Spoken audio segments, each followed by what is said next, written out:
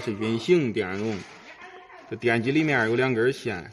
捞开一根线和这个黑色线运行电容接在一块儿，接在这个开关上。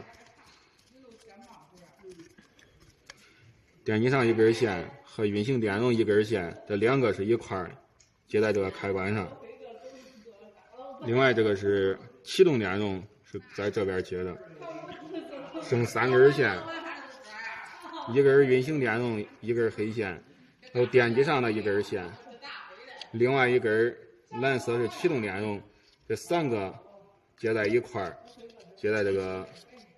保护带上面。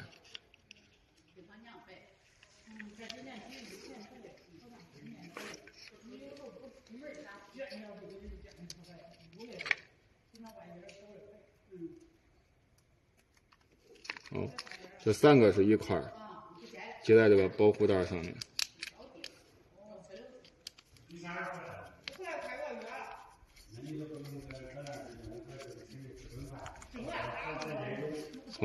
这3根是一块儿的，一个运行电容，一个启动电容和电机上的一根线，